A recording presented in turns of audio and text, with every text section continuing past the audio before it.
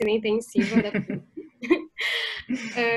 A gente queria apresentar, então, a nossa palestrante, que é a doutora Laura Magalhães. Ela é formada em medicina pela PUC, ela é médica internista e intensivista pelo Hospital Nossa Senhora da Conceição, e hoje em dia ela trabalha como médica intensivista na UTI do Hospital São Lucas e na UTI do Hospital Santa Rita, da Santa Casa.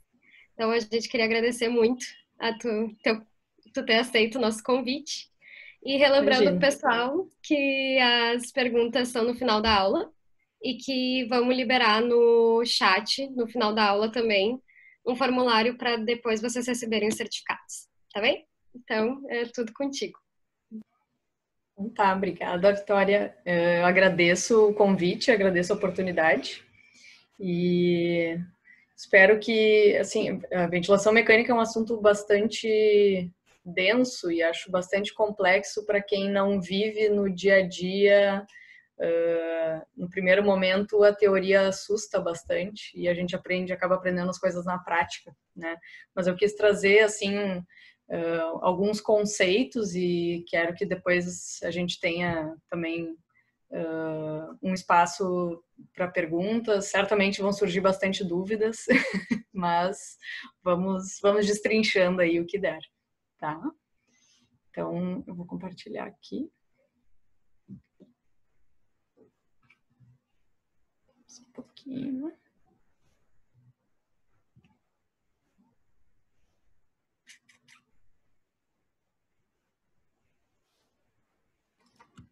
Aí. Vou fechar aqui o meu, então. Vocês conseguem ver? Sim. Certinho. Sim? Ah, tá. Agora eu ouvi vocês. Então tá, gente. Bom. Então, para começar, os fundamentos da ventilação mecânica e a sua aplicação na COVID-19. Tá?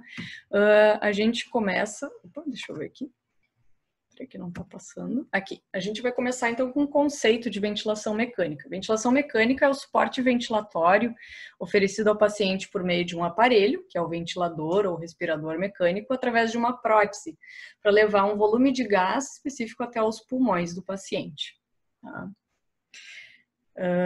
Começando, então, os primórdios da ventilação mecânica foram lá no final do século XIX para o início do século XX, com essa máquina aqui, que era o pulmão de aço. Era uma máquina que agia por pressão negativa, né? O paciente, como vocês podem ver ali na foto, entrava nessa máquina e através da alternância de pressões por pressão negativa era feita os movimentos torácicos de inspiração e expiração, de forma passiva. Isso foi bastante usado na epidemia de poliomielite, até a gente ir tendo... um pouquinho. Tá meio lento aqui. Isso.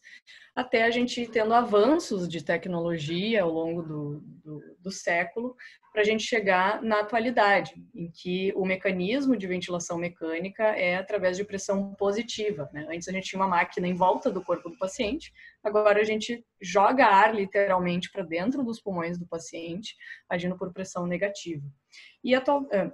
Pressão positiva. Atualmente a gente tem diferentes aplicabilidades para ventilação mecânica, a gente tem próteses específicas para cada tipo de situação de paciente e a gente tem marcas e modelos bastante diversos também. Os objetivos da ventilação mecânica são melhorar ou garantir a oxigenação e ou ventilação adequadas, lembrando que a diferença desses termos, quando a gente fala em oxigenação, como o próprio termo já diz, a gente está falando de transporte de oxigênio, e a ventilação se refere mais ao transporte de gás carbônico, troca gasosa. Outro objetivo, reduzir o trabalho respiratório e a fadiga muscular, levando... E também com a ventilação mecânica, a gente mantém a perviedade das vias aéreas. Quanto às indicações de ventilação mecânica, a principal, mais conhecida, digamos assim, né, é a insuficiência ventilatória ou respiratória, que pode ser aguda ou crônica. A aguda a gente classifica em dois tipos, a hipoxêmica, que a gente chama de tipo 1, ou a hipercápnica, que a gente chama de tipo 2. Tá? E em algumas situações se usa também a ventilação mecânica em insuficiência respiratória crônica, em algumas situações mais reservadas. O rebaixamento de nível de consciência também é uma indicação de ventilação mecânica. Os pacientes com Glasgow de 8 para baixo têm uma proteção, uma capacidade de proteção de vias aéreas reduzida, então fica com maior risco de microaspirações, de obstrução de vias aéreas altas, maior risco de infecções, e a gente utiliza a ventilação mecânica também nesses casos. E no exemplo de anestesia e bloco cirúrgico, principalmente, procedimentos, quando a gente precisa sedar o paciente ou fazer um bloqueio neuromuscular do paciente, também utilizamos a VM. A gente divide a ventilação mecânica em duas modalidades principais, a ventilação mecânica invasiva e a ventilação mecânica não invasiva. Aqui eu coloquei duas imagens de respiradores que a gente tem no São Lucas. Tá? Ali em cima é o Servo da Maquet, um ótimo respirador, a interface eu acho bem didática também. E embaixo é o Carina, da marca Dräger, que é de ventilação não invasiva, que talvez vocês já tenham visto na enfermaria também, enfim. Então, as próteses, né? O que a gente usa para conectar o paciente ao respirador? O tubo endotraqueal é principal. Quando a gente fala em ventilação mecânica, a gente pensa num paciente entubado, né? É uma prótese de via aérea definitiva, que a gente chama, e pode ser utilizado por via oro ou nasotraqueal, conforme as figuras ali esquemáticas. Tá? A gente tem um cuff, ali, um balonete, aliás, na ponta distal ali do tubo, e em cima o cuff, que é por onde a gente vai inflar esse balonete e medir a pressão desse balonete também. Outra prótese também bastante comum é a cânula de traqueostomia. Nesse caso, eu exemplifiquei com uma cânula plástica de traqueostomia, porque é a que a gente utiliza para ventilação, para usar na ventilação mecânica. Na enfermaria, a gente vê mais pacientes com a tráqueo metálica, né, a cânula metálica de traqueostomia, mas essa não pode ser usada com o respirador, porque não acopla no respirador, e também não tem o balonete, que acaba impedindo o fluxo de ar para a via aérea superior, quando a gente conecta, né, a plástica, no caso, ao respirador. De dispositivos supraglóticos ainda nas próteses de ventilação mecânica invasiva. A gente tem a máscara laríngea, que não é um dispositivo de via aérea definitiva, é bastante usado em contexto de bloco cirúrgico, procedimentos também, né? E também para quando a gente tem alguma dificuldade de intubação, uma via aérea difícil em que a gente não consegue ventilar o paciente, como algo provisório até que a gente consiga obter uma via aérea definitiva. A máscara laríngea também tem ali o cuff, né, e a gente insufla ela e ela fica, obstrui a entrada do esôfago para permitir a ventilação ali na entrada da traqueia. E o tubo laríngeo é outro tipo de dispositivo supraglótico, que também é com uso semelhante à máscara laríngea, não é via aérea definitiva, né, e a gente tem dois balonetes ali, e o fluxo aéreo passa entre os dois balonetes, então, para entrada de ar na traqueia e obstrução da entrada do esôfago. As próteses de ventilação mecânica não invasiva, então, a gente utiliza ali as máscaras faciais. No ambiente hospitalar e de UTI, essas são as duas mais usadas, né? A da esquerda é a full face, ou total face, e a outra máscara facial, que a gente chama. Existem também máscaras nasais, mas são menos utilizadas e ainda mais em ambiente hospitalar e UTI.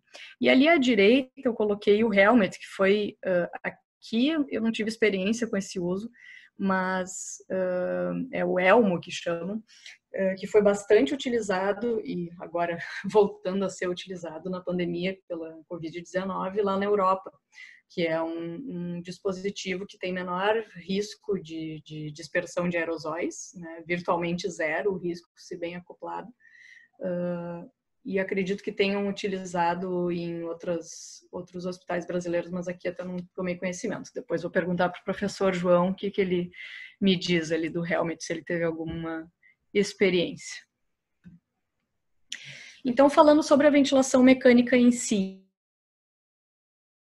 tem alguns conceitos que eu acho importantes que falar um pouco deles sem ter um respirador na frente fica um pouco complicado, mas vou tentar explicar para vocês e depois a gente tira dúvidas. Então, a gente vai falar das fases do ciclo respiratório, dos modos ventilatórios, e aqui eu vou me ater aos 3 modos ventilatórios principais da ventilação mecânica invasiva, porque existem inúmeros modos ventilatórios. E também é diferente quando a gente fala em ventilação não invasiva, mas aqui peguei os 3 principais da invasiva. Os ajustes básicos do respirador, alguns conceitos principais em ventilação mecânica e a ventilação mecânica aplicada a patologias específicas. Então, falando das fases do ciclo respiratório, a gente tem 4 fases do ciclo. Alguns autores colocam nessa ordem que eu coloquei ali, outros colocam o disparo como a 4ª fase, mas como é algo cíclico, né? Eu optei por colocar assim porque o início da respiração acontece quando ocorre o disparo que vai levar à fase inspiratória. Então, aqui a gente tem uma curva de pressão pelo tempo, né? O disparo é ali no ponto 0, no marco 0 ali do gráfico. Logo após a gente tem a fase inspiratória, que é aquela curva ascendente. Lá em cima, aquele ponto que está marcado ali é a ciclagem é a transição da fase inspiratória para a fase expiratória, e depois nós temos a fase expiratória, que a pressão vai reduzindo. Tá? A fase inspiratória, então, o disparo é o início da ventilação, a fase inspiratória é o influxo de ar, a ciclagem é a transição da fase ins para a fase ex, e a fase expiratória é quando a gente tem a expiração, e depois volta para um novo ciclo com disparo, e assim segue. Aqui eu coloquei uma curva as curvas que a gente vê no respirador, tá? São as curvas de volume, curvas de fluxo e curvas de pressão. Elas diferem a cada modo ventilatório. Então, aqui está exemplificado as curvas do modo controlado a volume. Eu só quis mostrar aqui nas outras curvas como é que aparecem essas 4 fases do ciclo. Então, o disparo está selecionado ali na bolinha, naquele círculo azul. Tá? Vejam que em todas as curvas a gente tem uma linha ascendente, né, a partir do disparo, que é quando inicia a fase inspiratória. Tá? E a fase inspiratória vai finalizar onde está o círculo verde, que seria a ciclagem, e depois inicia a fase expiratória. Nas curvas de volume, curvas de pressão, as linhas são sempre positivas, né? O volume vai aumentar enquanto está inspirando, o volume do ar dentro do pulmão vai aumentar enquanto a gente está inspirando, e depois vai diminuir voltando a 0, idealmente, na expiração, até o final da expiração. A pressão também, como é pressão positiva, a curva vai subir, né, vai ser ascendente, até voltar a uma pressão de base. Tá? A curva de fluxo ela já é diferente ali no respirador. Tá? A curva de fluxo ela vai ser positiva, ou seja, vai estar acima da linha de base durante a inspiração, e ela vai ser negativa na expiração. Então, essa é como eu falei, né, uma curva de modo controlado ao volume, e que tem caracteristicamente a onda de fluxo quadrada, né? Então, a gente tem as linhas acima da linha de base na inspiração, ali na ciclagem ela abruptamente cai e vai para a parte negativa da curva. E sempre lembrando que isso não tem a ver com o ar que está entrando, é a questão do fluxo. O fluxo, neste modo, começa com uma ascensão rápida, fica constante ao longo da inspiração, depois ela, quando cicla, né? Quando passa para a fase expiratória. Abruptamente vai cair para um maior fluxo negativo, que é de saída, e esse fluxo vai reduzindo conforme o ar vai saindo dos pulmões. Falando dos modos ventilatórios, tá? Depois a gente vai tentar juntar todos esses conceitos por cada modo. Os modos ventilatórios a gente divide a gente faz duas divisões principais. A gente divide em modo espontâneo ou assistido, são sinônimos, versus controlado, tá? E o modos a pressão versus modos a volume. Depois a gente vai explicar direitinho quais as diferenças aqui. Juntando, então, as fases do ciclo com os modos ventilatórios, entendendo os modos ventilatórios a partir das fases do ciclo. Nos modos espontâneos, o nosso disparo vai ser feito pelo paciente. Então, o disparo dos modos espontâneos é quando o paciente é que deflagra a inspiração. Já nos modos controlados, a inspiração vai iniciar conforme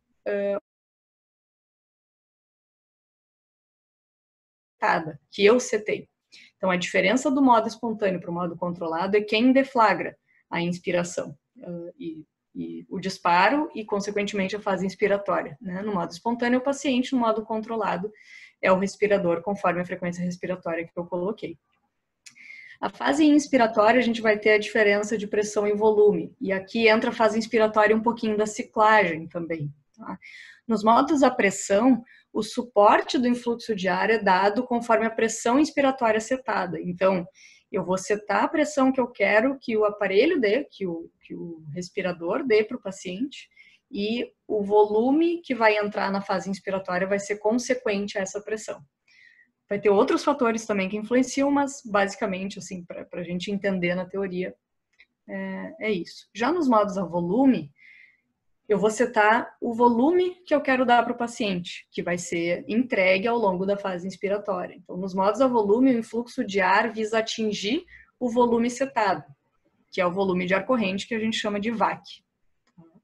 Então, as diferenças da fase INS conforme os modos. Acho que o slide anterior, esse slide aqui é o principal do dia a dia, assim, para entendimento de modos ventilatórios que a gente precisa ter. O próximo aqui que fala da ciclagem um pouquinho mais detalhado e talvez até menos importante para o entendimento inicial, tá? Mas, bom, a ciclagem nos modos espontâneos vão depender da porcentagem do pico do fluxo inspiratório. O que é isso? No modo espontâneo, a gente tem o fluxo inspiratório da fase inspiratória, a gente tem o fluxo aéreo que está ocorrendo na fase inspiratória, e chega um momento que esse fluxo vai diminuindo, porque o ar dentro do pulmão o ar vai expandindo o pulmão e aos poucos a velocidade do fluxo vai reduzindo. Quando chega numa determinada velocidade do fluxo que eu setei, o respirador vai ciclar. Vai parar a fase INS e passar para a fase ES. No modo volume controlado, a ciclagem vai ocorrer quando atingir aquele VAC que eu pedi para o respirador. Eu quero que receba 400 ml em cada ciclo respiratório. Bom, chegou nos 400 ml, o respirador vai trocar da fase inspiratória para a fase expiratória, vai ciclar. E no modo pressão controlada, a ciclagem vai ocorrer conforme o tempo inspiratório setado ou a relação inspiração-expiração. O que é isso? Eu estou dizendo para o respirador, no modo controlado, eu quero uma frequência X e eu quero um tempo inspiratório de X, 1 segundo. Eu quero uma frequência de 18 e um tempo inspiratório de 1 segundo. Vai ter 18 ciclos respiratórios naquele minuto e a cada 1 segundo daquele ciclo, ele vai estar inspirando. O resto, ele vai estar expirando. Ou, se eu seto pela relação inspiração-expiração, eu coloco quanto tempo de INS e quanto, na verdade, porcentagem do tempo de INS e quanto porcentagem do tempo de ES que eu quero dentro daquele ciclo. Tá. E a fase expiratória é a mais fácil, porque ela é sempre passiva. Abre a válvula exalatória, né, quando ocorre a ciclagem, e o ar vai sair dos pulmões. Falando de ajustes ventilatórios básicos, que são os 4 botõezinhos do servo, aquele aparelho que eu mostrei lá no início, tá? A gente seta em todos os modos ventilatórios a FO2, que é a fração inspirada de O2, que vai de 21 a 100%, 21 porque 21% é a concentração de oxigênio no ar ambiente, né? 100% é o máximo que a gente consegue oferecer. A PIP, a pressão positiva expiratória final, é como uma pressão de base, é o nosso chão de pressão dentro do pulmão, né? É uma pressão constante, que permanece durante a fase ESE e após toda a expiração. Ela evita um colabamento alveolar e permite também o recrutamento alveolar com manobras de aumento de PIP. A gente tem também a frequência respiratória, que a gente seta no respirador, e aí a gente vai ter os 2 parâmetros, que vão depender do modo ventilatório que a gente está. A sobre-PIP, que é a pressão acima de PIP ou pressão de suporte, são todos sinônimos, que é a pressão que o paciente vai receber na fase inspiratória dos modos à pressão, e o VAC, que é o volume de ar corrente, que é o que a gente seta nos modos a volume, definindo qual o volume que a gente quer que o paciente receba na fase inspiratória. Ou é a sobre-PIP ou é o VAC, isso depende de qual modo que está, pressão ou volume. De uma maneira geral, isso meio receita de bolo, assim, se a gente quer mexer na PO2, a gente mexe na FO2 e na PIP. Se a gente quer mexer na PCO2, a gente mexe na frequência respiratória e na sobre-PIP ou no VAC, dependendo do modo ventilatório. Claro que não é bem assim, mas de maneira geral acontece assim. Por quê? Porque a FO2, claro, a PO2 vai mudar conforme o que a gente está dando de aporte de oxigênio. E a PIP tem a ver, vai mexer na questão de recrutamento alveolar, vai abrir alvéolos laterais, mas também com risco de hiperdistender, isso é outro assunto, né? Mas se o paciente tem uma telectasia, por exemplo, ou está com um edema agudo, a gente aplica PIP e aquela pressão vai acabar aerando melhor os alvéolos, isso vai ter uma melhora na PO2, principalmente. A PCO2, mais influenciada pela frequência respiratória e pelo volume que a gente acaba dando, então, setado pelo sobre-PIP ou pelo VAC, e isso tem a ver com a ventilação, né, com a troca gasosa. Quantos ciclos por minuto o paciente faz e quanto de ar que ele troca a cada ciclo respiratório. Juntando as coisas, então. Modo assistido ou espontâneo, a gente chama de PSV, Pressure Support Ventilation. Tá? A gente chama no dia a dia de pressão de suporte. Nas fases, então, o disparo, o paciente deflagra a inspiração, no modo espontâneo. A fase inspiratória, o influxo de ar vai ser conforme a pressão setada, e aqui eu coloquei mais uma informaçãozinha, vai depender do esforço do paciente. Se o paciente puxa muito ar, faz pressão negativa também, o que ele vai receber de ar vai ser diferente de um paciente que não está puxando tanto. Tá? A ciclagem vai ser conforme redução do fluxo aéreo, conforme vai enchendo o pulmão e reduzindo o fluxo por causa disso, e a fase expiratória é sempre passiva. Aqui uma fotinha, eu coloquei os ajustes básicos, porque eu falei que o servo era legal de ver. A interface é boa, a gente tem a curva de pressão, curva de fluxo, curva de volume, e ali embaixo os botões dos ajustes básicos que a gente faz. A fração inspirada de oxigênio, a PIP e a sobre-PIP. No modo pressão controlada, então, PCV, o disparo vai se dar conforme a frequência respiratória setada, né, pelo respirador, isso considerando que o paciente não está interferindo na ventilação. A fase inspiratória, o influxo de ar vai ocorrer conforme a pressão setada, também pode ocorrer pelo esforço do paciente, porque o modo controlado não é 100% controlado. O paciente, se tiver se quiser deflagrar uma ventilação, uma inspiração, ele consegue, tá? Mas estudando o modo controlado é conforme a pressão setada. A ciclagem vai ser conforme setado, ou pelo tempo INS, ou pela relação INS-ES, e a fase expiratória sempre passiva. Ali a fotinha da pressão controlada, ó, a diferença que a gente tinha da foto anterior para agora, a gente tem um parâmetro a mais, que é o terceiro botão. Então, a gente ajusta a FO2, a PIP, a frequência respiratória e a sobre-PIP.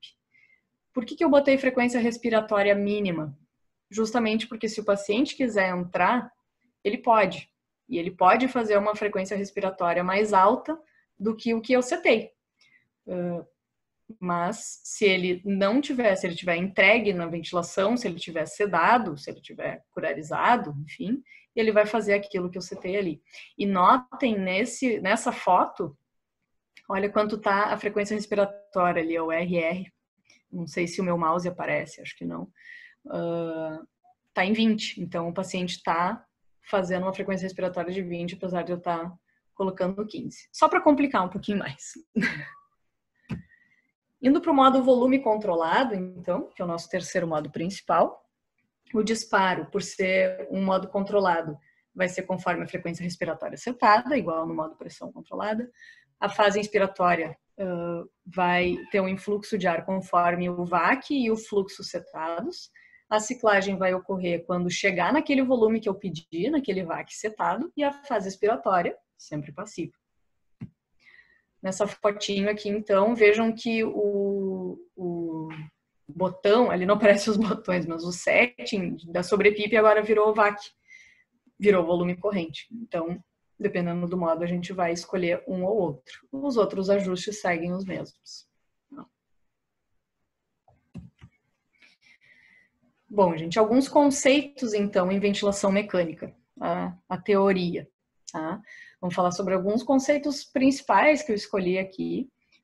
Existem outros, né? Mas acho que esses são importantes para a gente entender mais ou menos como funciona. Então, complacência pulmonar é a distensibilidade pulmonar, é a capacidade de distensão do pulmão. Eu coloquei aqui um termo que a gente usa no dia a dia, que eu acho que ilustra bem o que é a complacência, o tal do pulmão duro. É um pulmão pouco complacente. Quando a gente diz que o pulmão está muito duro, precisa de muita pressão para ventilar esse pulmão, é porque a complacência desse pulmão é baixa. Quando é que isso acontece? Né? Ela está reduzida, a complacência está reduzida em consolidações extensas, na SARA, no edema pulmonar, derrame pleural, pneumotórax, em condições que vão reduzir o volume do parênquima e condições que vão reduzir também a quantidade de ar livre dentro dos alvéolos. Vai estar aumentada a complacência em situações, em doenças em que eu tenho enfisema pulmonar, por perda da estrutura do parênquima, da anatomia. No tórax instável, né, a gente perde a contenção, digamos assim, da caixa torácica num trauma com tórax instável. Então, a complacência acaba aumentando. E na esternotomia, numa cirurgia cardíaca, por exemplo, a expansibilidade pulmonar é maior, tem uma complacência maior, porque a gente não está com o externo segurando ali. Um outro conceito que vem casado com a complacência é a elastância pulmonar, que é exatamente o contrário. A elastância pulmonar é a capacidade de retorno do pulmão à posição de repouso. A ideia da elastância vem de a gente pensar num elástico mesmo. Quando a gente estica um elástico, a gente solta aquele elástico, a tendência dele é voltar para o tamanho que ele tinha antes. Então, a elastância é praticamente, né, o contrário da complacência. Resistência da via aérea. A resistência da via aérea é o resultado do atrito entre as moléculas de ar e as paredes da árvore traqueobrônquica, além do atrito entre as próprias moléculas de ar. Tá? A resistência da via aérea nada mais é que a resistência que a via aérea impõe ao fluxo de ar. Então, ela depende de fluxo aéreo. Sem fluxo não tem resistência. A resistência vai estar aumentada em situações de broncoespasmo, o mais clássico é a asma. Né? Quando a gente tem uma prótese ventilatória, como o tubo e a traqueostomia, a cânula de traqueostomia muito estreitos, e se tem fluxos aéreos elevados. Tá? Isso também aumenta a resistência da via aérea. Então, notem que a complacência fala do parênquima pulmonar e a resistência fala da via aérea. Outro conceito importante é a auto-PIP, ou PIP intrínseca, alguns autores chamam de PIP oculta. A auto-PIP é a diferença entre a pressão alveolar e a pressão expiratória final nas vias aéreas. Mais fácil da gente entender a auto-PIP é pensar em alçaponamento aéreo, pensei no DPOC. Tá? A auto-PIP é decorrente de hiperinsuflação dinâmica e esvaziamento alveolar incompleto.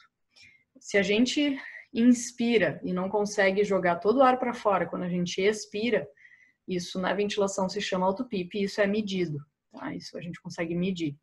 Ela vai estar aumentada na asma, no DPOC, e conforme ajustes ventilatórios que a gente fizer. Se a gente estiver dando uma frequência respiratória muito alta para o paciente, com baixo tempo expiratório, é possível que ele não consiga expirar todo o ar que ele está recebendo e comece a alçaponar, e ela vai ter uma PIP intrínseca, a PIP verdadeira que vai estar dentro dos pulmões, digamos assim, né, no final da... E por que PIP? Porque é no final da expiração, vai ser maior do que a PIP que a gente está dando no respirador.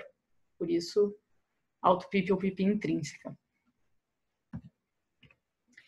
E outro conceito importante é da ventilação protetora. A ventilação protetora é um conceito criado nos estudos de SARA, principalmente. Foi inicialmente estudado na SARA, né?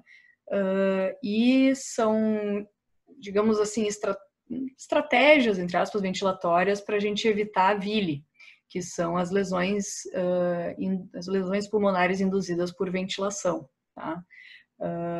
Ventilação protetora são alguns critérios, digamos assim, que a gente tenta buscar, ou alguns ajustes que a gente tenta buscar no respirador para evitar a VILI. E aqui eu coloquei uma foto de microscopia eletrônica de um alvéolo literalmente rasgado ao meio, e esse rasgo foi induzido por ventilação com altas pressões e altos volumes. Tá? Então, a ventilação protetora, a gente tem classicamente no conceito uma pressão de platô até 30, e essa pressão de platô, eu não quis entrar em detalhes aqui, é bastante denso o conteúdo, mas é a pressão alveolar, a gente mede quando o pulmão está todo, no final da inspiração a gente faz uma pausa, e a gente mede quanto de pressão tem lá dentro da via aérea. Uma pressão de platô, então, até 30 seria protetor, o VAC de 6 a 8 ml por quilo de peso ideal. Lembrando que o VAC é algo que a gente seta no modo volume controlado, mas também é algo que é medido no respirador. Então, o volume de ar corrente é o volume que o paciente está recebendo a cada ciclo respiratório. Idealmente, 6 ml por quilo de peso ideal mais protetor, tolera-se até 8. E de estudos mais recentes, de um brasileiro chamado Marcelo Amato, que tem uma imensa discussão. Outro conceito é o driving pressure, que seria até 13 ou 15, relacionado também a diferença entre a pressão de platô e a PIP. Tá? Seria a pressão de distensão, a pressão que acontece a cada ciclo respiratório, na fase inspiratória. Sobre as patologias, então. No DPOC. DPOC a gente vai ter uma alta complacência pela destruição do parênquima pulmonar, tá? E, consequentemente, uma baixa elastância. Eu gosto de pensar no pulmão do DPOC como aqueles saquinhos de feira, sabe? Meio de papel, assim. Se a gente pega um daqueles saquinhos e a gente infla, a gente assopra dentro, ele abre fácil, mas ele não consegue, ele por si só, ele não vai tirar o ar de dentro, ele não vai fechar, né? Então, no DPOC a gente tem essa hiperinsuflação pulmonar dinâmica, como eu falei antes na questão da resistência, e aumenta o risco de alçaponamento aéreo. Isso é porque recebe o ar e não consegue jogar ele para fora na mesma velocidade. Então, a gente tem que vigiar auto-PIP nos pacientes com DPOC, por causa desse alçaponamento aéreo e restrição, não é restrição à saída, na verdade, uma dificuldade de expiração. A gente tem que manter um tempo expiratório prolongado, claro, isso no protótipo, no geral, né? E a gente mantém uma PIP mais elevada para reduzir o esforço expiratório, porque geralmente o paciente tem alto PIP. Então, se a gente setar uma PIP mais baixinha, o paciente, na verdade, está com uma PIP mais alta, ele vai acabar tendo mais esforço para conseguir deflagrar uma inspiração. A resistência é variável, depende do componente bronquítico do DPOC, né? Pode estar aumentada se tem um componente de bronquite mais pronunciado, por mais inflamação e menor calibre da via aérea. A FO2 a gente seta para almejar uma saturação de oxigênio de 88, 92, em alguns casos de DPOC muito grave, até 85% a gente tolera, a gente evita deixar muito alto por isso mais em ventilação espontânea, mas um paciente que está despertando também tem risco de retenção de gás carbônico. E ressaltando que no DPOC, a VNI intermitente, a ventilação não invasiva intermitente e a facilitadora tem bastante espaço. A VNI intermitente é aquela ventilação que a gente usa, né, com máscara, ou tentando evitar entubar o paciente, ou depois também da extubação. A gente faz por alguns períodos, porque auxilia na ventilação do paciente com DPOC. E a VNI facilitadora é o termo que a gente usa quando a gente estuba o paciente direto para a VNI. Isso, o DPOC é um dos cenários em que comprovadamente a gente melhora resultados e reduz falha de extubação com a VNI facilitadora. Na asma, então, a complacência é variável, mas a resistência é o fator principal, é o que mais chama atenção na asma. Na asma, a gente tem espessamento da parede das vias aéreas e redução do calibre. A gente tem o broncoespasmo, que vai fazer uma redução importante do calibre das vias aéreas distais, principalmente. Existe o risco de hiperinsuflação alveolar por causa da obstrução à saída do fluxo na via aérea. Então, a gente tem que vigiar a auto-PIP e a frequência respiratória, deixando o mais baixo possível, conforme a PCO2 permitir. O tempo expiratório geralmente tem que ser prolongado, aqui falando também de exacerbação, claro, né?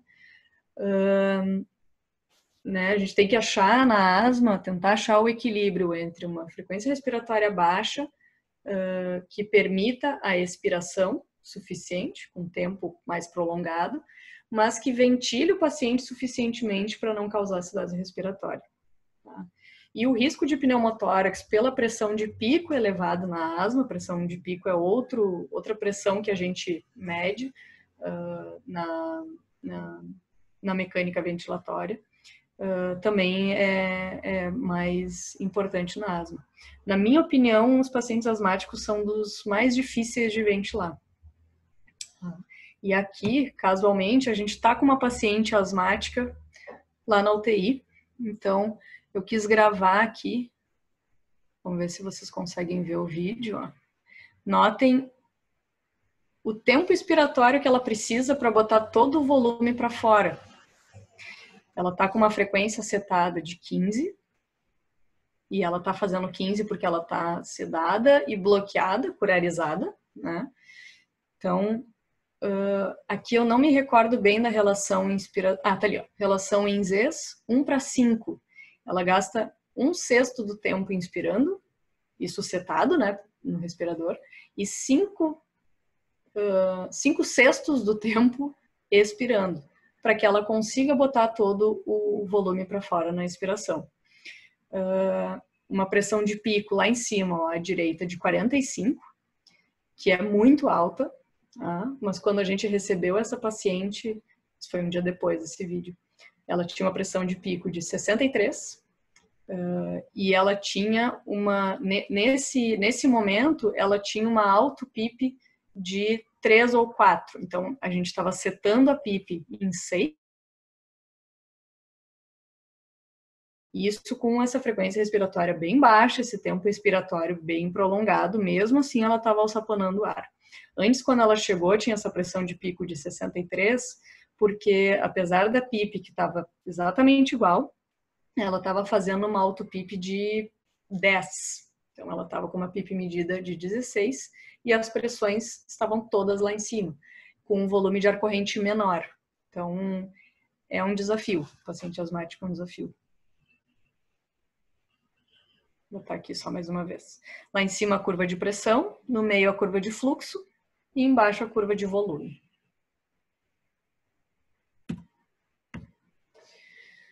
Ainda nas patologias, a insuficiência cardíaca, nesse caso descompensada, e o edema agudo de pulmão. A pressão positiva, ela reduz a pós-carga do ventrículo esquerdo e o edema alveolar. Então, primeiro, né, antes de intubar o paciente, falando de VNI, a VNI tem uma indicação clássica na insuficiência cardíaca descompensada e no edema agudo. A gente sempre tem que tentar a VNI antes da intubação, porque em muitos casos o paciente melhora, claro, com outras terapias adjuvantes, tá? Por causa dos mecanismos ali em cima, da pressão positiva. A gente tem, então, no edema agudo, principalmente, uma complacência reduzida, por causa do edema alveolar, isso em quadros mais exacerbados, né? Então, a gente tem benefício de pressão positiva e aumento de PIP por isso. E a resistência está preservada, a não ser que tenha comorbidades. Na SARA, na síndrome da angústia respiratória aguda ou síndrome respiratória aguda grave, né? A gente classicamente tem uma complacência reduzida, tá?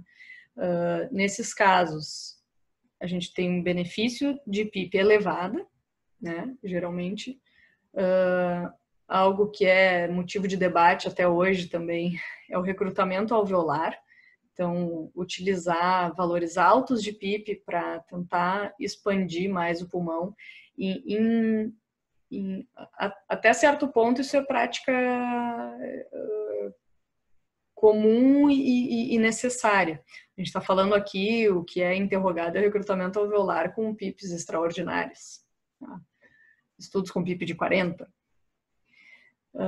E a manobra de Prona, que foi classicamente testada e comprovada a eficácia na SARA, quando a gente utiliza a manobra de Prona no paciente com SARA com relação PF, né, PO2 sobre FO2 menor que 150. Então, a nossa Covid-19 aqui. Covid, eu separei só umas coisinhas a mais, então, falando dela. Prevalência de insuficiência respiratória aguda, isso varia muito, tá? De trabalho para trabalho, mas gira em torno de 20%. Dos casos totais, em torno de 5%, 5 a 10%, acaba precisando de ventilação mecânica invasiva. Dos pacientes de UTI, praticamente metade acabam evoluindo para intubação.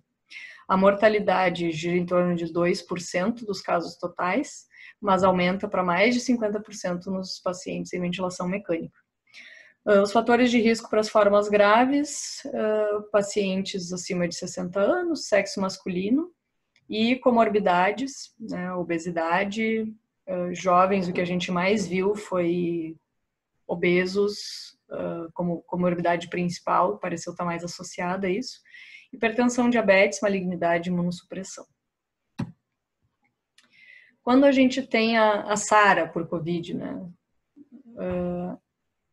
os pacientes ficam em ventilação prolongada, então chegam a ficar numa média de 2 a 4 semanas em ventilação. Esses pacientes são um desafio para nós. Eles apresentam tanto hipoxemia quanto hipercapnia graves, necessitam sedação profunda, muitos necessitam bloqueio neuromuscular. Acabam, como tem uma evolução arrastada, acabam tendo muitos eventos comórbidos durante a internação, como tromboses, infecções secundárias, pulmonares ou não, né?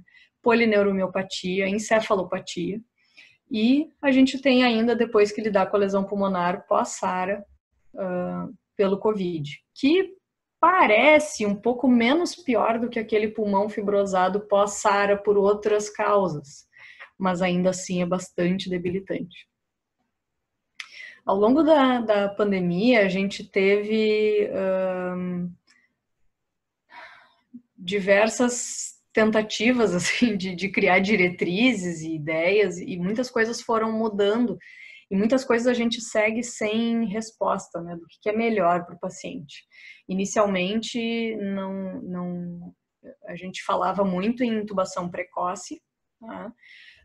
E ao longo do tempo foi se dando lugar, ou pelo menos se cogitando o uso de estratégias de resgate. Então, lembro lá no início que se indicava intubação com um paciente que não saturasse mais do que 90% com oxigênio por catéter nasal, 5 ou 6 litros, e por agora a gente mantinha máscara de Hudson a 10, 12 litros, 15 litros já seria algo bem limítrofe, bem questionável, mas também, né? Apareceu a autoprona, que é aquela manobra ali que está exemplificada na foto de pronar o paciente acordado, né? Geralmente já em uso de máscara de Hudson, mas não necessariamente, e isso ainda tudo está sendo avaliado resposta, né? Mas o que nos pareceu é que tudo valia a pena. Autoprona com um pouco menos de eficácia, talvez, mas alguns pacientes se beneficiaram, ou pelo menos retardaram um pouco o início da necessidade de ventilação mecânica. O Senaf ali é a cânula nasal de alto fluxo, que está na fotinho ali de baixo. Tá? É uma cânula nasal que consegue ofertar até 60 litros por minuto de fluxo de oxigênio. E os pacientes com componente mais hipoxêmico e complacência pulmonar mais preservada na COVID tiveram mais benefícios também. E a VNI, que todas essas estratégias ainda são questionáveis, alguns encorajam mais uso, outros não, mas muito também pela questão de segurança da equipe, porque são estratégias em que tu tem um aumento da dispersão de aerosol, né? Mas que aparentemente podem retardar ou até evitar uma intubação orotraqueal. Hoje em dia, acho que vendo lá do início da pandemia, a gente lança a mão mais essas estratégias e aguardamos ansiosamente por estudos que nos mostrem, né, o que vale a pena e o que não vale a pena. Sobre o risco de aerosolização, né, só as coisas que acabaram sendo o nosso dia a dia, mas que no início eram bastante diferentes para nós. Tem filtros que a gente usa, o filtro EPA, que a gente precisa usar na válvula exalatória do respirador, filtro HME, que a gente usa geralmente mais próximo do paciente, né? E o TrachCare, que é um dispositivo de aspiração com sistema fechado, para a gente não abrir o tubo quando vai aspirar o paciente. E o Gattinoni, Luciano Gattinoni, é um intensivista pesquisador italiano que no início da pandemia para nós, né, mostrou um estudo, um paper, traçando 2 perfis de complacência da COVID, porque inicialmente, né, pacientes com SARA, a gente pensava, bom, vai ter que botar bastante PIP, vai ter que fazer recrutamento, aumentar, vai precisar de pressões mais elevadas para abrir esses pulmões. Mas se viu que na COVID a gente tem espectros diferentes de pulmão. Então, o pulmão ali da tomografia que está na letra A, ele chamou de tipo L. Então, é tudo low, né? Tem uma baixa elastância, ou seja, a complacência preservada é alta. Tem uma baixa relação ventilação-perfusão, ou seja, a hipoxemia se dá por má regulação da perfusão e não porque os alvéolos estão encharcados de conteúdo inflamatório, como é o que acontece no outro tipo ali. E a recrutabilidade também é baixa, então a gente não encontra um benefício de PIP elevada nesses pacientes. Tá? Complacência boa, não vai gerar um aumento de pressões, mas tu não tem benefício e às vezes pode acabar piorando, então, a oxigenação se tu dá muita PIP, porque tu acaba piorando a perfusão, tá? Daquelas áreas que estão aeradas, desculpe. Já no subtipo ali de baixo, o B, a complacência reduzida, é o tipo H, então é o high, né? Alta elastância, alto shunt direita e esquerda, o que que é isso? Tem maior fração de sangue perfundindo o pulmão não aerado, tá? E tem uma alta recrutabilidade nesses casos, que é mais parecido com a SARA que a gente está acostumado. Então, tu tem benefício de PIP elevada, às custas de, bom, aumento de pressões também, uma ventilação mais difícil, tá? No estudo ali, acabei deixando a relação PF de cada um. O paciente da letra A estava em ventilação espontânea, agora não me recordo se em cânula nasal de alto fluxo ou em óculos nasal, e B estava entubado, né? Com esse pulmão não teria como não, mas tendo relações PFs parecidas. E aqui eu coloquei um resuminho assim da COVID. A COVID é bastante ventilação mecânica complexa, o COVID é mais complexo ainda, mas quis botar assim um esboço do que a gente faz, no meu caso fazia no dia a dia, né? Os ajustes iniciais dos pacientes com COVID, da ventilação dos pacientes com COVID, a gente seta, intuba o paciente, avalia a necessidade de bloqueio neuromuscular, às vezes consegue ver na hora ou às vezes precisa de um tempinho mais, seta o volume de ar corrente em 6 a 8 ml por quilo de peso ideal, tá? E, preferencialmente 6, mas pacientes muito hipercápnicos às vezes já precisavam de mais. Frequência respiratória seta em torno de 20 a 24, alguns a gente já saía com mais, tá? Conforme a PCO2 basal. E aí a titulação de PIP, que não vou entrar em detalhes também. Existe uma tabela que se usa, que é a da PIP FO2, que a gente coloca a PIP conforme a FO2 que o paciente demanda, ou então estratégia de PIP decremental, que daí sim vai estar titulando a PIP, vendo qual é a melhor PIP para o paciente. Entre outras estratégias, que só exemplo. Depois se faz a gasometria de controle. Se tu tens uma relação PF menor que 150, tu pode tentar uma nova titulação de PIP, ver se tem alguma coisa diferente para ser feita. Se o paciente não está bloqueado, tu pode iniciar bloqueador neuromuscular.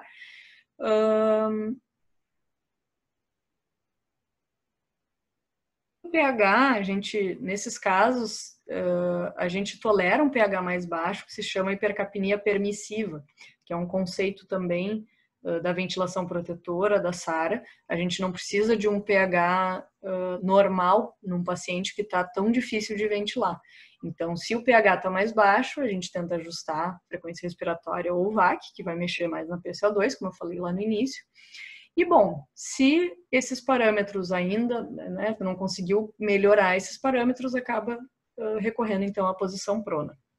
Depois da prona, a gente faz uma gasometria de controle, muda para a posição supina após 16 horas, pelo menos, na posição prona, e coloquei ali que é a oxigenação por membrana extracorpórea, que seria o nosso último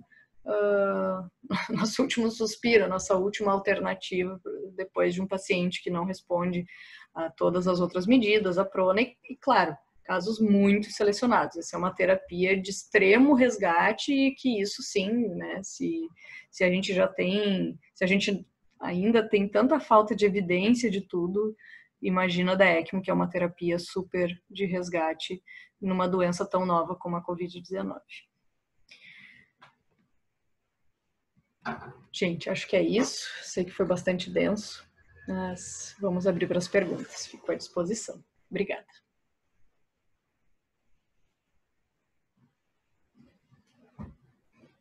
Eu adorei a aula. Não sei, achei ela muito boa. Que bom, que bom. Deixa eu... Como é que eu desligo aqui a... Eu acho que tem parar que... de... Isso. Deixa eu ver. Aqui, stop share. Então, acho que a gente pode ir abrindo para perguntas, gente. Se vocês... O pessoal perder a timidez. Eu queria Laura, saber... só para dizer que... desculpa. Não, ficou... Vai lá. Acho que foi muito bom. Fizesse uma condensação assim de alguns livros, né? Dá para se dizer. quando se discute essa estratégia ou não, né? Tu fosse até bem concisa assim na estratégia de recrutamento, falar nessas coisas que é uma situação sempre muito Sim, sim. delicada. Bastante. Nisso eu não quis entrar em detalhes, porque são tanta coisa, né, e tantos conceitos, e eu sempre achei ventilação mecânica um assunto muito denso, e encontrei bastante dificuldade, assim, para aprender ventilação mecânica, falando por mim, do meu início. Então, fui colocando mais os Eu acho conceitos que é e tudo. interessante também, quem sabe tu conversa um pouco sobre aquela ideia do o que a gente deve estar preparado no momento que a gente vai entubar alguém e instalar ventilação do ponto de vista hemodinâmico, assim. O que a gente pode trazer de transtorno para o paciente ali naquele momento. Sim, sim. Isso também eu fiquei na dúvida de abordar, e daí sim, achei que ia entrar num outro assunto bem abrangente, porque não tem como falar disso sem falar dos sedativos, né? Das estratégias de sedação, de uso de bloqueio neuromuscular, mas sim, a intubação, sendo no COVID ou não, no COVID tudo é mais complicado, né? Mas a intubação é sempre um momento de tensão em que na UTI a gente, felizmente, geralmente consegue deixar as coisas mais organizadas e pensar em tudo que o paciente vai precisar. O risco, acho que os dois riscos principais, né, são a instabilidade hemodinâmica, que vai ser causada pela sedação do paciente, e a questão da própria via aérea, de dificuldade de intubação, né? E eu, até hoje, sempre me lembro daquela aula de intubação retrógrada que eu tive contigo. Não vou nem dizer em que ano deve ter sido. 1800 1800 e lá vai pedrinha. Né? Mas a questão Chegaste a disso... fazer alguma retrógrada, não? Não, nunca fiz. Mas sempre me lembro. E às vezes eu ouço colegas dizendo que fizeram, eu me lembro de ti. Mas nunca, felizmente, nunca precisei fazer. Mas acho que, né, a questão, os cuidados e riscos da intubação são principalmente esses, e a gente acaba escolhendo os sedativos que a gente vai usar conforme a situação do paciente e os riscos também que o paciente está sujeito. Principalmente, eu acho que a questão hemodinâmica, né? Eu também estava chamando a atenção mais na questão de comprometimento da inversão da relação, né? Já que tu tens a fase inspiratória negativa transpleural, né? E quando tu está sim. intubando e ventilando o paciente com pressão positiva, maior ou menor, mas sempre positiva, a diminuição do retorno venoso, a possibilidade de choque. Sim, vai ter a redução do retorno venoso também pelo efeito vasodilatador dos sedativos, e aí pela pressão positiva que a gente está colocando. Então, não raro o paciente apresenta instabilidade hemodinâmica grave na intubação e no início da ventilação com pressão positiva. A gente acaba tendo que fazer uso de vasopressor para reduzir os efeitos, né, dessa hemodinâmica. Laura, diga. Obrigada pela aula. Gostaria que tu explicasse de forma rápida, se possível, um pouquinho sobre o mecanismo da pronação, porque eu acho que ficou super em voga agora com a questão da Covid. Talvez seja interessante para que o pessoal fique a par. Sim. A prona, a gente, como eu falei, né, na aula, a gente usa e começou a usar mais ainda quando saiu o estudo Proceva na SARA, e consiste da gente aerar mais, virar o paciente de barriga para baixo, né, para melhorar a aeração daqueles alvéolos que estão colabados por infiltrado inflamatório na SARA. E isso acontece na COVID também, né, COVID, principalmente naquele subtipo ali de complacência reduzida que a gente viu na divisão ali do Gattinone. E então é uma manobra que é feita com vários membros da equipe ali da UTI. Geralmente a gente usa no mínimo 5, a gente precisa de no mínimo 5 pessoas, às vezes 7 pessoas, às vezes 9, dependendo do tamanho do paciente, né? E tem que ser tudo bem sincronizado, né? O paciente primeiro é virado de lado, depois virado de barriga para baixo.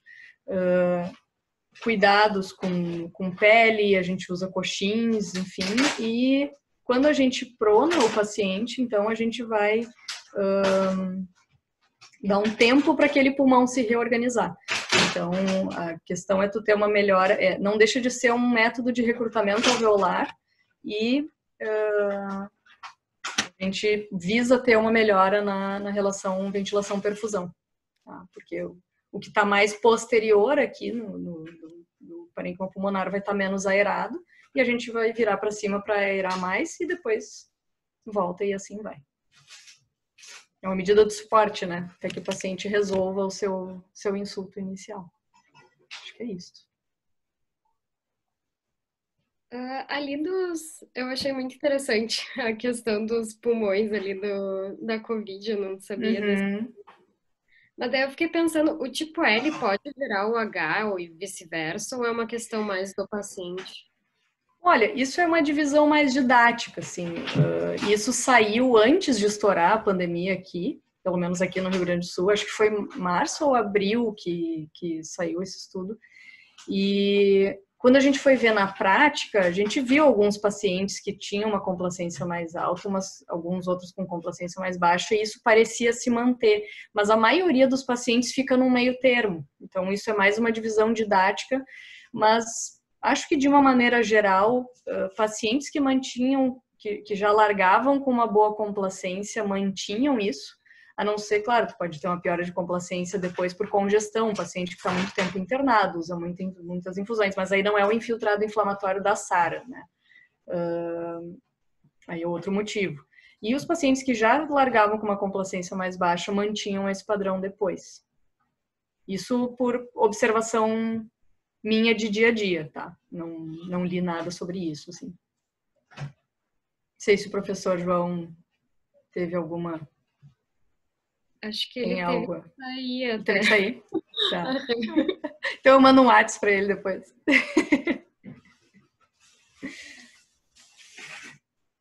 Posso perguntar? Claro. Gabi. Primeiro, Laura, eu queria agradecer, tá? A aula foi muito boa. Não se sinta mal pelas minhas perguntas, tá? Porque eu tenho dificuldade. Não. Quem não tem? A primeira pergunta que eu vou fazer é o seguinte: quando você estava falando da ciclagem no paciente que está em ventilação espontânea, tem uma hora que você falou que você vai setar o fluxo, e aí quando chegar naquele fluxo, você vai ter a ciclagem, isso? Daí uma coisa que eu fiquei na dúvida, na maioria dos gráficos que você apresentou de fluxo, ele chega a ficar constante no período da expiração, sabe? Ele se mantém uma reta e depois ele cai. E daí vai ter esse momento constante, ele vai subir e descer, que nem um gráfico de volume, daí, tipo... Da expiração? Fica constante? Da ins? Isso. Aquele gráfico, aquelas curvas, na verdade eu queria ter conseguido umas outras curvas para mostrar para vocês, de modo espontâneo ou modo de pressão controlada, porque a onda de fluxo do volume controlado, que foi aquela foto que eu mandei com 3 curvas, o fluxo é diferente, é aquela onda quadrada. Tá? Então, por isso que ele fica constante. Na pressão, na ventilação espontânea, no modo de pressão de suporte, o fluxo é diferente, o fluxo é ascendente, o fluxo é descendente, ele vai ter primeiro um pico e depois ele vai reduzindo. Então, eu vou ver depois se tem alguma parte da aula, eu acho que, de repente, se eu colocar no slide que eu coloquei ali, os ajustes básicos, dá para ver melhor. De repente, eu compartilho aqui a tela para a gente ver, porque as curvas de fluxo eu acho que são mais difíceis de entender, porque pela questão de positivo e negativo. Tá? Mas no modo espontâneo, o fluxo vai ser sempre descendente.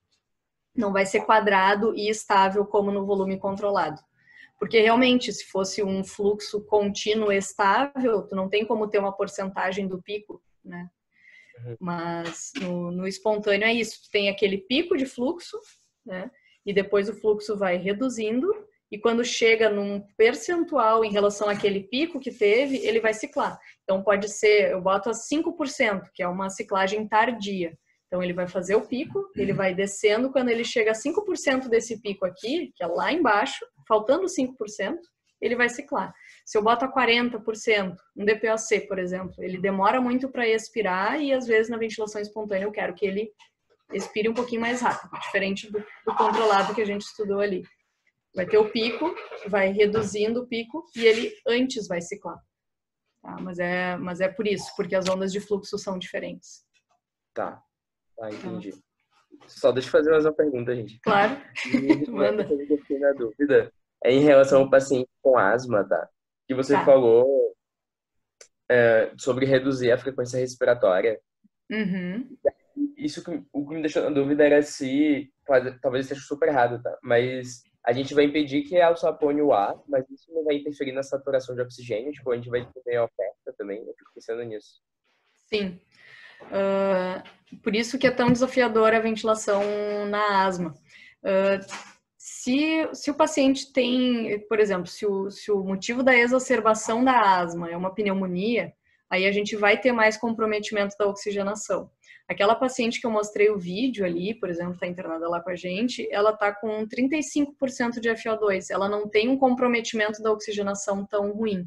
Mas, claro, na frequência respiratória, se o paciente está precisando mais, vai acabar interferindo também na oxigenação. O difícil da asma é tu achar o equilíbrio entre tudo isso. Eu não sei te dizer, por exemplo, também, se aquela ventilação que eu mostrei para vocês ali seria ideal para ela lá no início do quadro. Porque lá no início eles tentaram ventilar com menos frequência para justamente expirar, deixaram um tempo expiratório mais prolongado, e ela fez uma PCO2 mais elevada, talvez ela tivesse mais catabólica, enfim, não estava hipoxêmica. Isso, felizmente, em nenhum momento foi o problema, mas pode. Mas a PCO2 estava pior, eles tiveram que ventilar mais com mais pressão. Então, tudo isso é dinâmico também. Mas pode, sim, se a frequência está muito baixa, pode acabar acarretando uma piora da PO2 também. Cada caso é um caso. De nada. Boa noite, Laura. Eu queria dizer também que eu adorei a palestra, muito boa mesmo. Oi, boa noite. Obrigada. Eu queria só perguntar, que a gente aprende às vezes os conceitos e tal, mas às vezes algumas coisas práticas eu não sei realmente, assim, é uma pergunta bem básica, mas quais parâmetros, assim, são mais importantes para reduzir os parâmetros da ventilação e interromper, se tem algum? Para desmame, para estubar o paciente? Isso. Assim, a gente precisa ter o que a gente chama de ventilação leve, tá? O mais importante é quanto de FO2 que o paciente está precisando receber e quanto de PIP ele está precisando receber também. Então, um paciente de maneira geral, a gente usa 40% de FO2 como um limite, assim. A PIP, a gente idealmente estuba quando o paciente consegue ficar com no máximo 8, mas às vezes, por exemplo, tem pacientes que estão com PIP de 10 que a gente estuba. Pacientes mais obesos, pacientes com DPoC, que acabam tendo uma PIP, digamos que o fisiológico dele é aquilo, a gente acaba estubando, mas idealmente eu pegaria o número 8 de PIP, e a sobre-PIP ela não influencia tanto na teoria. Agora, se tu me perguntasse, tu fica tranquila de estubar um paciente com 20 de sobre-PIP, tranquila eu não fico. Eu prefiro que tenha uma sobre-PIP de no máximo 14 para estubar, tá? Porque o paciente, isso assim, em teoria tu não precisa da sobre-PIP, ela não é um preditor de falha de estubação. Mas na prática, não deixa de ser uma pressão que o paciente está recebendo. Então, idealmente, nesses parâmetros, 40 de FO2 máximo, né? 8 de PIP e 14 de sobre-PIP. Caso a caso. Tá? E, assim, sempre passar para ventilação espontânea, para PSV, antes. O paciente pode estar em pressão controlada e tá entrando na ventilação, tudo, mas primeiro tu vai passar para PSV, nem que seja por 15 minutos. Ficou bem, faz um teste de aire, né, o teste de respiração espontânea, e aí pode estubar. Às vezes o paciente não tem drive, né, tá em pressão controlada, tá ventilando bem, tu bota em suporte, não ventila, tá fazendo apneia. É bom, então vamos tentar melhorar isso também, porque ele precisa respirar. Obrigado. Nada. Gente, mais alguma dúvida do pessoal? Eu acho que eu vou ver aqui vou tentar achar aquela curva para mostrar. Agora eu não vi o nome. Gabriel? Não. O Gabriel. Gabriel, né? Deixa eu tentar ver aquela curva de fluxo para mostrar para ele. Aqui, ó. Eu vou... Bem rapidinho. Não sei se ele tá por aí ainda. Mas... eu não consigo compartilhar, né? Agora eu consigo. Não. Ops, não é isto. Deixa eu dar um S aqui. Meu Deus. Era para ser rápido, mas não deu. Um pouquinho.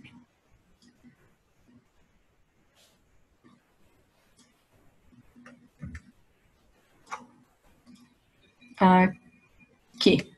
Ó, não sei se ele tá aí ainda, mas aqui é a curva de fluxo descendente, ó. Falei para ele.